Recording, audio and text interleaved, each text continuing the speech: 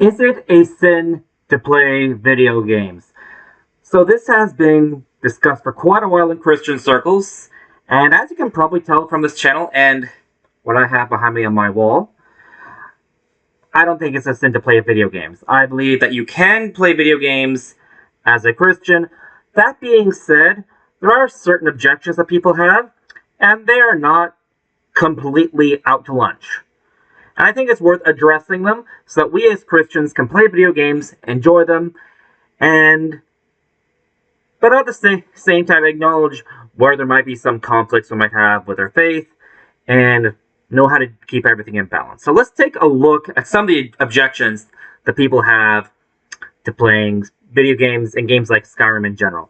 There are about three main objections that people usually bring up whenever I bring up how I'm a Christian and I play video games.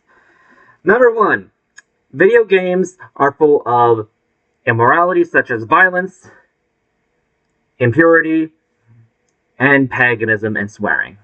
This is probably the strongest of all the objections that I'm going to be looking at today.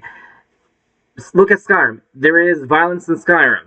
There are impure jokes, and you can mod it to make it even worse in Skyrim.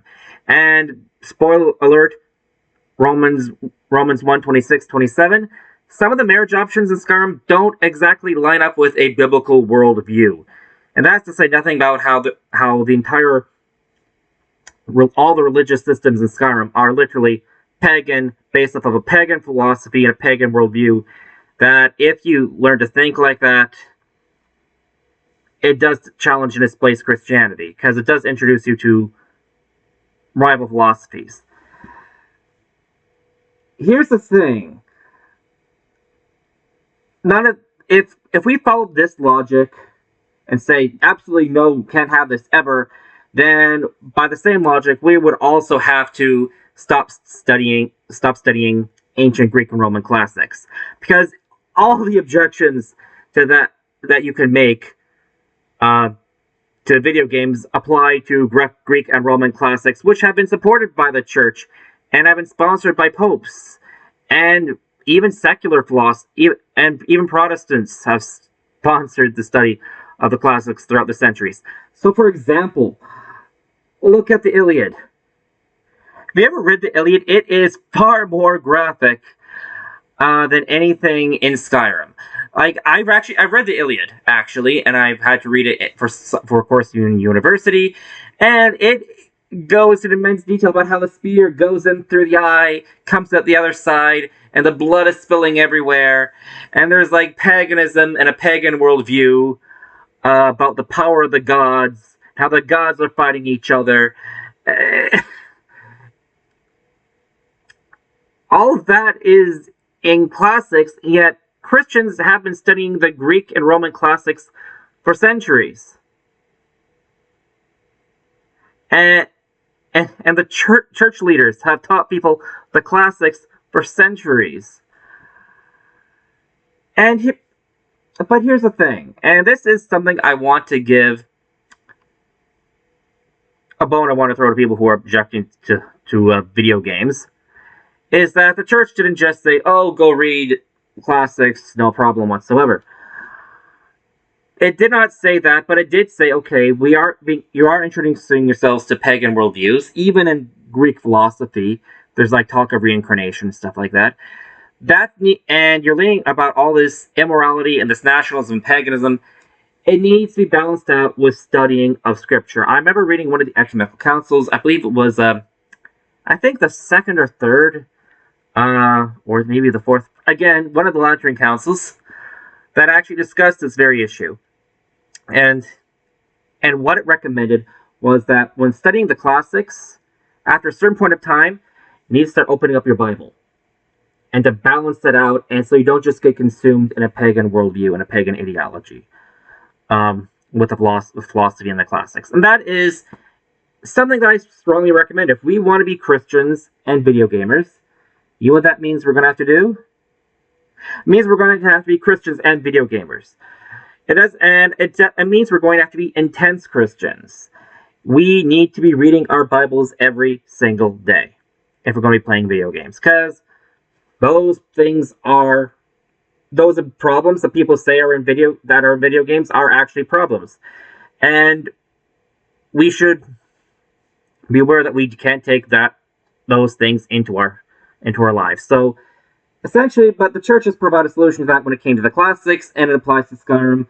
Study the Bible, study contrary philosophies that counteract these ideas, and it helps keep you on your toes. Also, there are other mods. And people of a certain age should not play video games, in my opinion. I think you should start at 15 because your brain is still developing. You're still learning right from wrong at that age. And with a bit of supervision with some friends, then you can start playing video games once you learn some basic morality of what you should and should not be doing in a video game. Number 2, addictive / waste of time. As I said before, I do not think people who are under the age of 15 should play video games. That being said, the waste of time and argument addiction is literally an argument for why people should not drink alcohol. However, biblically, Jesus changed water into wine. And he didn't just turn it into magical grape juice. The passage literally said it was stronger wine. It was better wine because it was stronger. That is the implication. So you can't drink alcohol, but in book of Proverbs it does say don't drink to excess, and do not look upon the wine when it is red. Know your limits. This applies to video games. There are video games I will not touch. Like, for example, I will never touch Grand Theft Auto. I played it once, never again. There's just too much violence, too much swearing, and it's all for the sake of violence. Unless there's a real mod to clean it up, I'm not going to touch it. I also know that I cannot be playing video games all day. I have academic goals, work goals, life goals outside of gaming. And that is another reason why I recommend that people start playing video games when they're older. I do not see it as something that is for kids. It is something you should do as you get older, like teenage years into adulthood.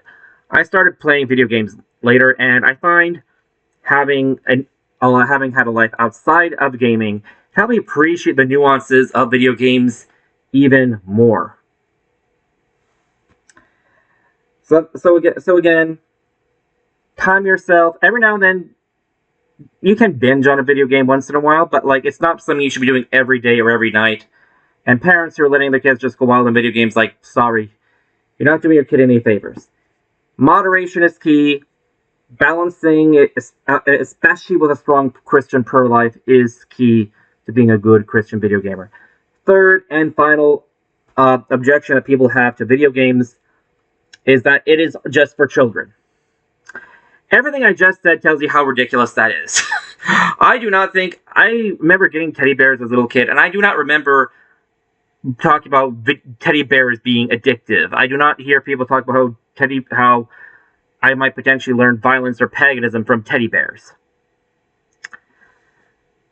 Video games are for people who are older, and I know people who are professors at universities. They maintain stable careers, and they play video games, just to blow the steam off. I've even seen studies that have suggested that actually, if you play video games, especially violent video games, it can actually help you with your hand-eye coordination. It can actually help reduce your aggression. I remember during COVID, I had some friends who were going online saying some pretty horrific things. They were actually saying they wanted to overthrow the government and stuff like that. What the freaking fudge? And they were blasting people, insulting people online. And I couldn't help but think that if they had been a video game addict, it would have been better. Essentially, it would have been far better to, instead of complaining about how the government's at you, how you don't like your loss of liberty, and say how you want to they're literally talking about unaliving people. and supporting biker gangs to overthrow the government. It'd be far more Christian, far more virtuous to take out your aggression on an NPC.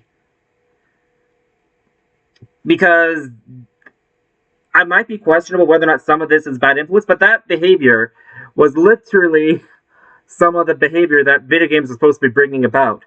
And I had that temptation too. It was COVID. We were all going kind of nuts.